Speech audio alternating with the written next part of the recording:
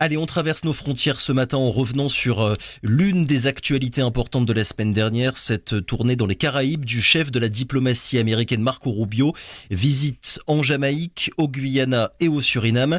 Jeudi à Georgetown, le secrétaire d'État américain a réaffirmé le soutien de Washington au Guyana sur la souveraineté autour de la région d'Essequibo, un territoire riche en ressources et en pétrole. La région est sous contrôle guyanien depuis plus d'un siècle, mais revendiquée par le Venezuela. Et la semaine dernière, en conférence de presse, à la question si le Venezuela attaquait le Guyana, quelle serait la réaction des États-Unis?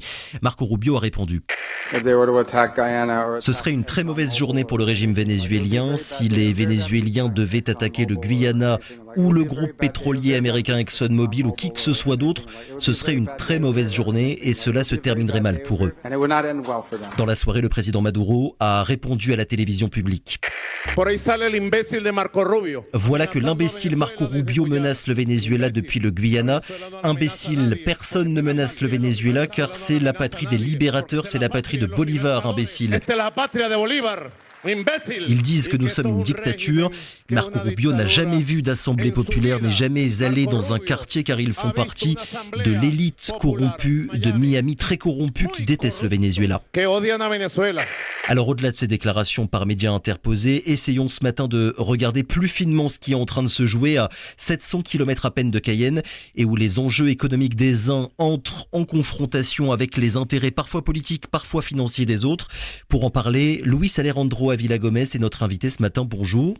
Oui, bonjour. Et merci d'avoir accepté notre invitation. Vous êtes docteur en géographie, associé à l'Institut français de géopolitique. Vous avez récemment publié aux éditions L'Harmattan Géopolitique des frontières, la Guyane Essequibo entre Guyana et Venezuela, stratégie pour l'accès aux ressources et à la souveraineté. Déjà, ce qu'il faut dire d'entrée de jeu, c'est que c'est compliqué ce qui se passe en ce moment parce qu'il y a plein de choses qui se croisent entre la situation du Venezuela, ses relations avec les États-Unis, la nouvelle politique étrangère américaine aussi depuis l'élection de Donald Trump, et puis les intérêts qui sont quand même gigantesques, qui touchent à l'exploitation pétrolière à la fois pour le Guyana, mais aussi pour la compagnie pétrolière ExxonMobil. Est-ce que, et ce sera ma première question, est-ce que toute la zone, on va dire, du plateau des Guyanes, donc le nord du Brésil, le Venezuela, le Guyana, le Suriname et dans une moindre mesure la Guyane française, est-ce que la région est en train de vivre, Luis Alejandro Avila Gomez, une forte période de déstabilisation où pour l'instant, en fait, on ne sait pas vraiment, on ne sait pas trop jusqu'où ça va pouvoir aller toute cette histoire-là? Oui, bonjour. Et en ce moment, ce qu'on voit, c'est surtout des tensions sur le terrain qui se manifestent périodiquement en fonction d'une conjoncture qu'il faudrait voir d'une manière plus large pour mieux la comprendre.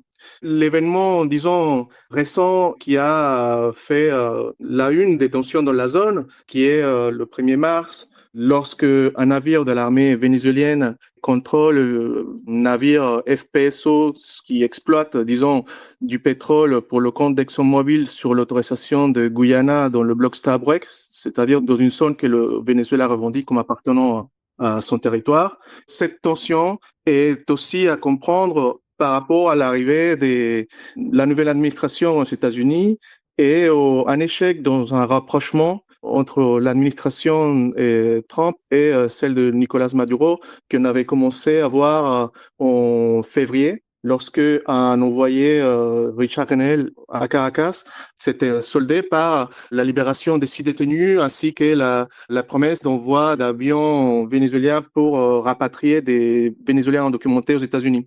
Plus tard, en réalité, malgré ces premiers pas dans le sens d'une relation qui s'entamait, le gouvernement des États-Unis a révoqué des licences pétrolières à plusieurs entreprises européennes, par exemple Eni, Repsol, Morel & Prom, et ce qui a été interprété par Caracas comme un changement des politiques et comme une volonté de hostilité à l'égard du gouvernement de Caracas. Ce type d'actions peuvent être interprétées comme la pratique d'un rapport de force Oui. directement sur le terrain, qui a été aussi répliqués à plusieurs reprises, de part et d'autre. Par exemple, une des dernières données en date, c'est la visite du chef du département d'État, Marco Rubio, particulièrement hostile au régime vénézuélien, à Guyana, et la réalisation des exercices militaires conjoints entre les forces armées de Guyana et celles des États-Unis, ainsi que la signature des protocoles d'accord en termes notamment de sécurité. Ouais, du coup, ça veut vraiment dire en fait que là, en ce moment, c'est un jeu quand même à plusieurs bandes qui est en train de se passer.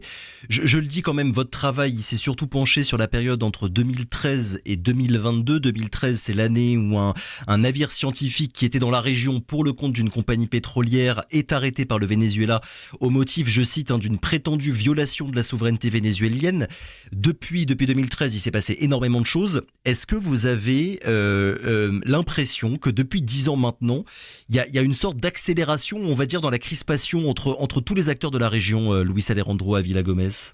Oui, écoutez, cette dispute territoriale est très ancienne, mais actuellement, ce qu'on peut dire, c'est qu'un catalyseur des tensions, c'est cette exploitation pétrolière. Ce qui ne veut pas dire que ce soit la cause du conflit, mais c'est un catalyseur. Comme vous disiez plus tôt, ce jeu à plusieurs bandes permet aussi de comprendre des situations telles que le Venezuela soit pour l'année 2024 et aussi pour ce qui va de l'année 2025 se trouve parmi les 4 premiers fournisseurs de pétrole cru aux États-Unis, derrière le Canada, le Mexique et l'Arabie Saoudite, et bien par-dessus le pétrole provenant du bloc Stabroek aux États-Unis. Et cela répond entre autres à des critères du type du pétrole. Le pétrole vénézuélien étant plus épais, les raffineries du Golfe du Mexique sont plus adaptées au pétrole lourd comme le vénézuélien, et le pétrole venant du bloc Stabroek est plus léger avec un degré API plus élevé, convient plus à des raffineries européennes et surtout très demandées après les sanctions qui sont tombées sur le pétrole russe. Les raffineries européennes qui sont moins complexes trouvent un avantage à acquérir ce pétrole qui doit, soit dit en passant, traverser moins de passages sensibles de se voir obstrués comme le canal de Suez. Donc, on voit aussi une politique européenne de diversification qui match, disons, avec la politique d'ExxonMobil de trouver un marché avec moins de concurrents et assez compétitif pour le pétrole extrait dans les 3 puits, Liza 1, Liza 2 et Payara, qui pour l'instant produisent autour de 620 000 barils de pétrole par jour. Donc, pour résumer, on voit que malgré la politique des sanctions à l'égard du Venezuela, ce pays a été un des principaux fournisseurs de pétrole des États-Unis à travers notamment les activités des Chevron. Vous l'avez dit, ce conflit, cette dispute autour de l'Essequibo, ça fait maintenant très longtemps qu'il existe. Est-ce que malgré tout, pour comprendre ce qui est en train de se passer aujourd'hui, ou en tout cas là depuis une dizaine d'années, la question des ressources du pétrole et donc de l'argent, c'est la donnée qu'il faut avoir en tête pour comprendre tout le reste? C'est le pétrole, c'est une des données. C'est une des données, mais c'est pas la source principale. C'est, disons, comme je disais tout à l'heure, le catalyseur des tensions actuelles. Oui. C'est l'exploitation pétrolière sur ce territoire revendiqué par le Venezuela et exploité sous l'autorisation de Guyana par ExxonMobil. Il faudrait peut-être voir aussi que ExxonMobil garde un passif avec le Venezuela.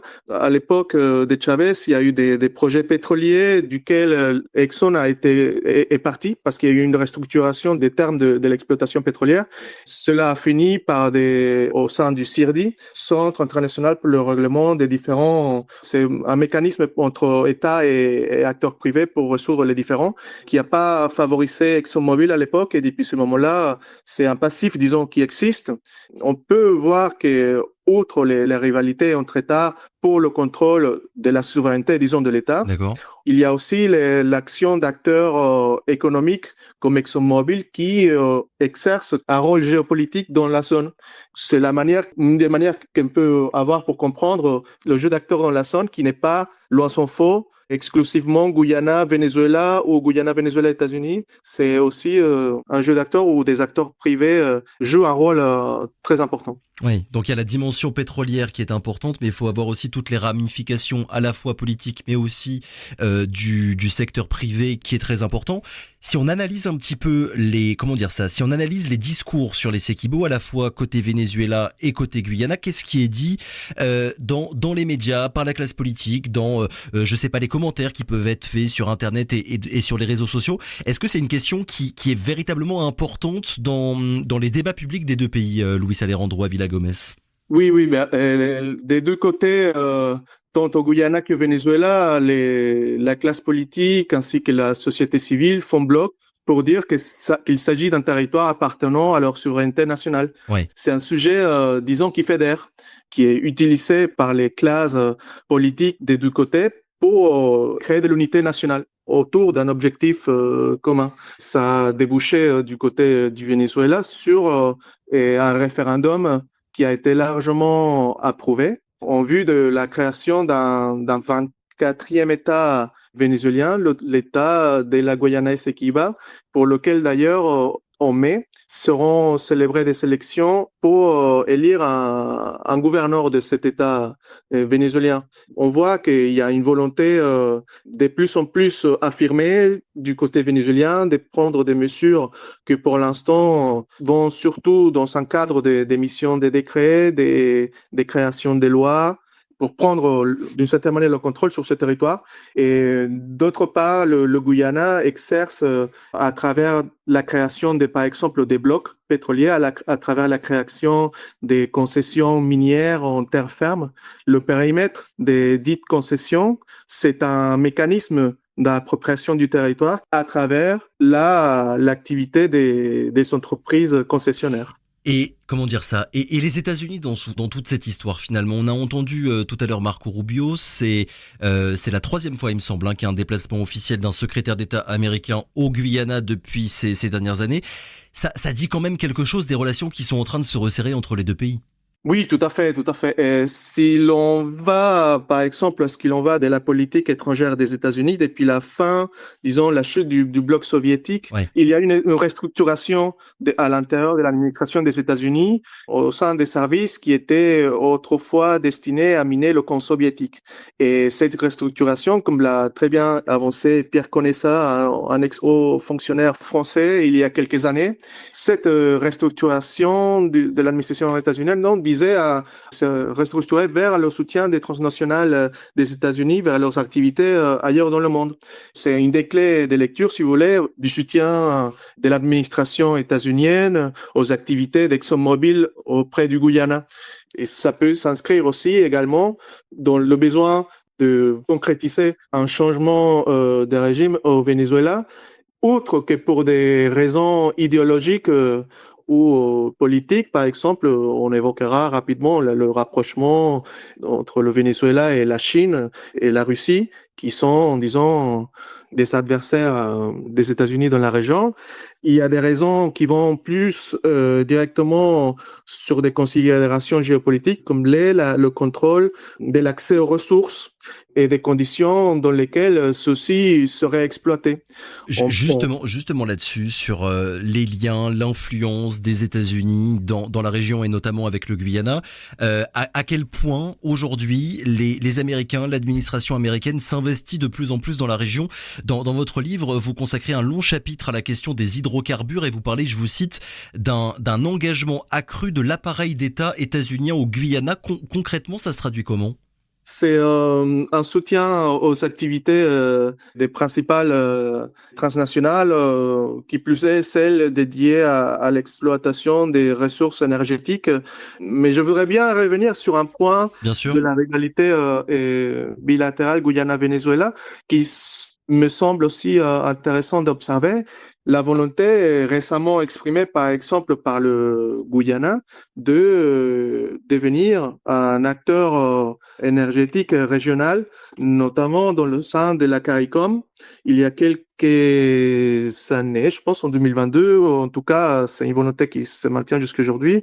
Le président Mohamed Irfan Ali a proposé un système pour fournir en combustible les nations de la CARICOM ou du bassin caribéen qu'on ne peut pas s'empêcher de voir pour amoindrir l'influence régionale qui a pu acquérir le Venezuela via Petrocaribe, qui se voit en ce moment en forte difficulté par la crise qui a traversé le Venezuela et les sanctions imposées sur son secteur pétrolier. Vu que le Guyana n'a pas véritablement de prise sur ce secteur pétrolier qui s'est développé vertigineusement à partir de décembre 2019, c'est pourquoi on peut dire que difficilement le Guyana deviendra un acteur géopolitique ou d'influence géoéconomique dans la région vis-à-vis du Venezuela. Est-ce que quelque part les grands gagnants de toutes ces tensions, entre autres finalement, c'est pas aussi ExxonMobil et la question qui se pose, c'est est-ce que le contrat finalement qui a été signé entre la compagnie pétrolière américaine et le Guyana, c'est un accord qui est vraiment favorable au Guyana? Il y a eu, suite à la découverte, à une très grande découverte pétrolière en 2015, une année plus tard, en octobre 2016, il a été signé un nouveau contrat entre le gouvernement du Guyana et ExxonMobil. La question avec ces nouveaux contrats, c'est que le Guyana n'avait pas un cadre légal et adapté à une exploitation pétrolière offshore, ce qui a permis de signer un accord dans des termes qui ont attiré l'attention de divers cabinets d'études et aussi du Fonds monétaire international pour avoir été particulièrement favorable, disons, pour les intérêts d'ExxonMobil. Il y avait notamment une étude du cabinet berlinois Open Oil qui avait comparé les redevances qui obtiendrait le Guyana est particulièrement basse par rapport à ce qui était pratiqué dans des conditions semblables ailleurs dans le monde. Mais cela, le gouvernement guyanien le justifiait parce qu'il disait que cet accord était rentré dans le cadre de la dispute territoriale et ainsi élevait le rôle d'ExxonMobil au rang des partenaires stratégiques. Il y a eu une clause dans cette signature d'accord de 2016 qui n'avait pas été rendue publique, qui était une prime à la signature. Après une série de dénonciations de corruption, d'opacité sur ce sujet, il a été révélé au sein du Parlement de ces pays qu'il s'agissait d'un argent qui était une prime à la signature qui avait été maintenue secrète parce qu'il s'agissait d'un argent qui allait être destiné à la constitution d'un dossier légal pour l'introduction quelques années plus tard, en 2018, d'une demande auprès de la Cour internationale de justice pour trancher cette question vis-à-vis du Venezuela. Donc, on voit qu'il y a l'intérêt aussi d'ExxonMobil à travers cet argent alloué de trouver cette solution par la voie judiciaire, alors que jusqu'alors, il y avait des négociations établies dans un accord signé en 1966 qui établissait qu'une solution acceptable et pratique pour les deux parties devrait être trouvée par le biais d'un accord bilatéral. Donc, cette nouvelle volonté, disons, exprimée par le Guyana de ne plus faire recours à la négociation, mais d'aller introduire une requête à la Haye, c'est aussi influencé par cette nouvelle donne qui est celle, en association avec ExxonMobil, l'exploitation des pétroles offshore.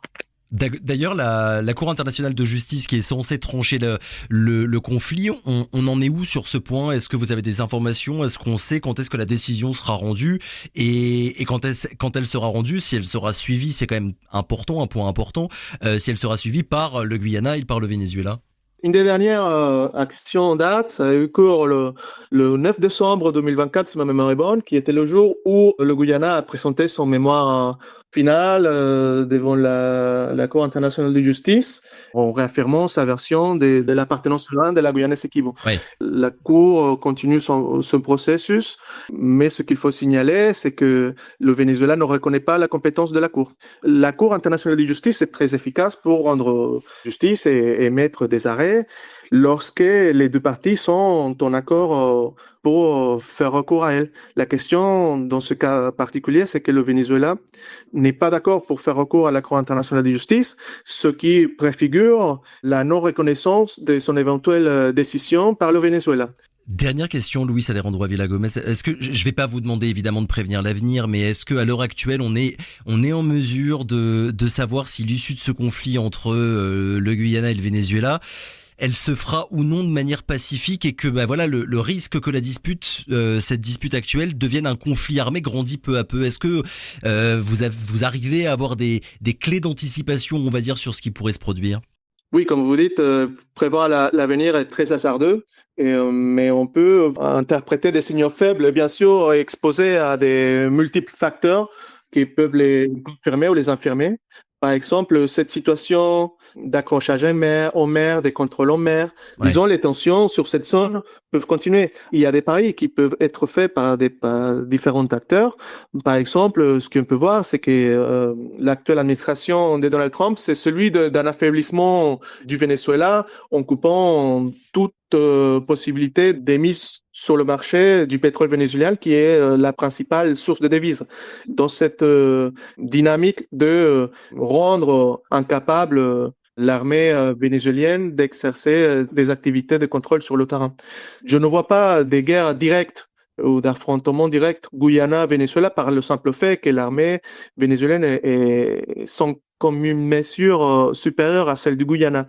Mais il ne faudrait pas voir les choses dans ce sens-là, mais dans une configuration où des acteurs beaucoup plus importants font pression sur le Venezuela qui, à un moment donné, pourrait décider de réaffirmer ses activités de contrôle, par exemple maritime.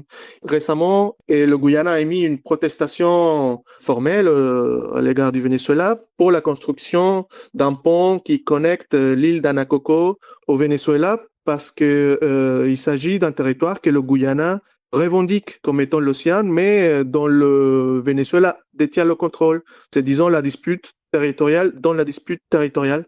S'il fallait voir un point ou un endroit où des étincelles pourraient avoir plus lieu, ce seraient des endroits comme celui-ci. Luis Alejandro Avila Gomez, merci beaucoup d'avoir été avec nous ce matin. Évidemment, on vous réinvitera pour prendre des nouvelles de la situation parce que voilà, elle risque d'évoluer fortement dans les semaines et les mois qui viennent. Je rappelle la sortie de votre livre Géopolitique des frontières, la Guyane Essequibo entre Guyana et Venezuela. C'est sorti il y a quelques mois aux éditions L'Harmattan. Merci encore. Merci beaucoup. Très bonne journée à vous, à bientôt.